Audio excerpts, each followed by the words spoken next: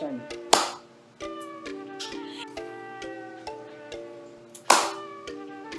Hello po mga kabidyo.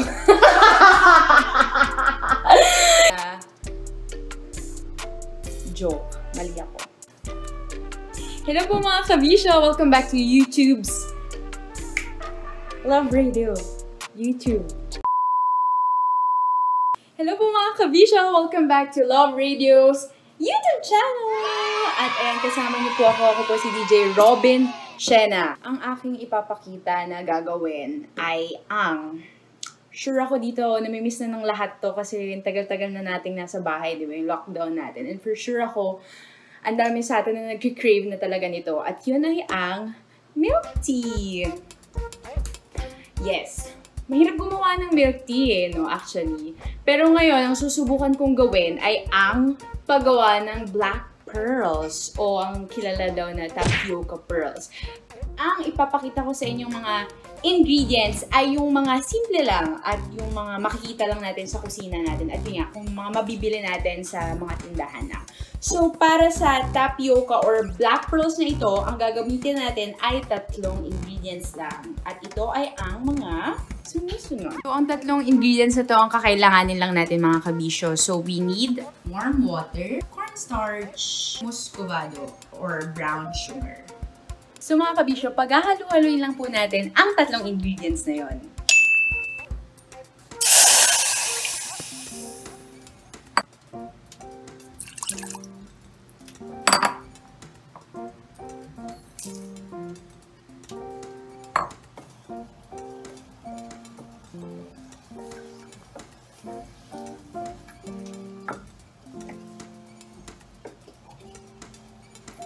Pati ng cornstarch.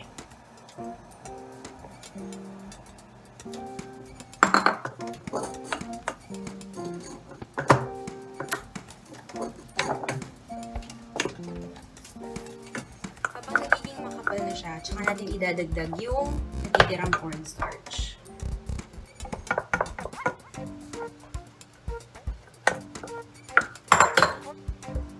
Haluin lang natin siya ng matagal.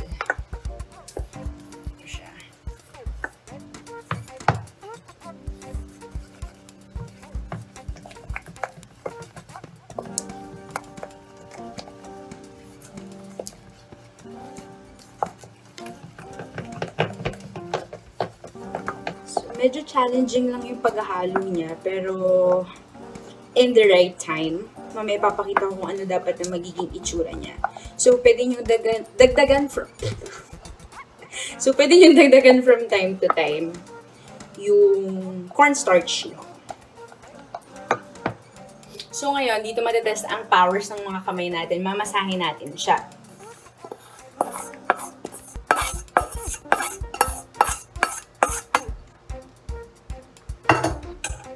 So, kung makikita niyo mga kabisyo, medyo para siyang bato-bato. Ang gagawin lang natin, lalagyan lang natin siya ng tubig.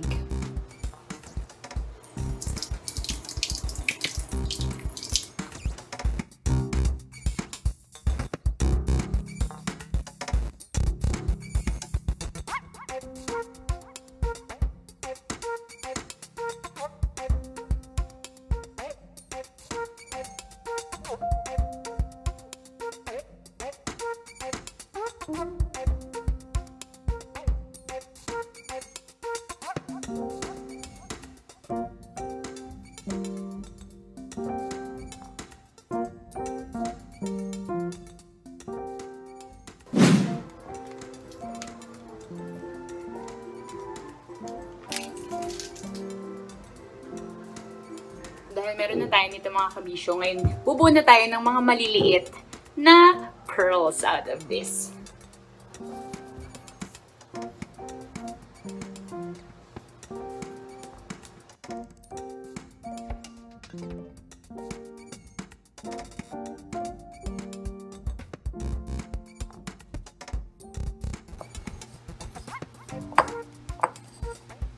So, ganito lang siya kadami mga kabisyo. Yung nagawa ko at least kasi kakapagod siya. Pero isa lang na-realize ko, sobrang ma-appreciate ko na yung mga black pearls ngayon. Kasi hirap niya pala gawin.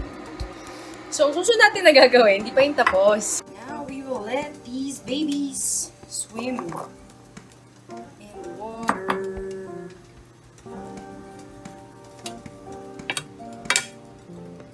Please, huwag kayong magdikit-dikit.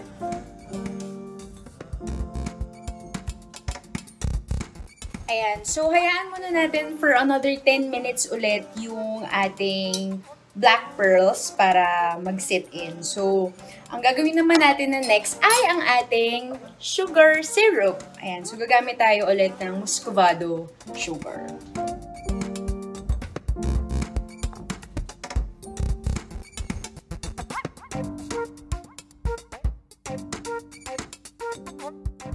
Kabisyo. So, kukunin na natin yung ating pearls. Tapos, meron ako nakahanda dito na tubig na may yelo kasi siya yung tutulong para maging chewy yung pearls. Pero okay lang yan. Tapos, natin dito.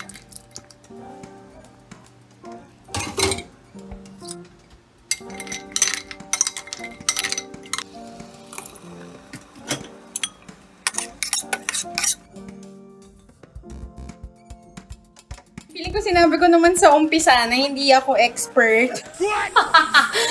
Feeling ko mga abnormal, premature tong mga nagawa kong mga sago.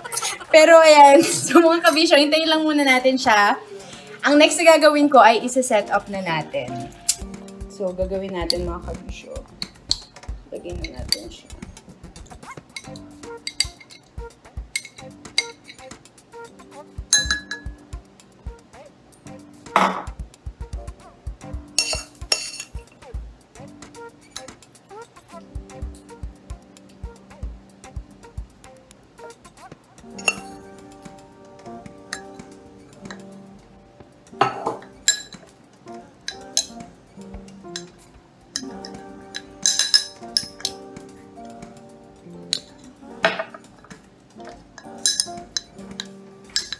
Lagyan natin yung milk tea.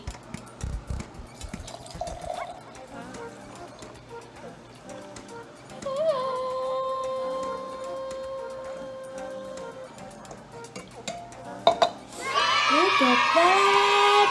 Look at this! Baapal siya. And here we go, mga kabisyo! Ayan, kunwari maganda yung nagawa natin. Pero sige, try natin tikman with the pearls. Okay? Sige, lutuin natin. Let's see. Hindi siya bilog.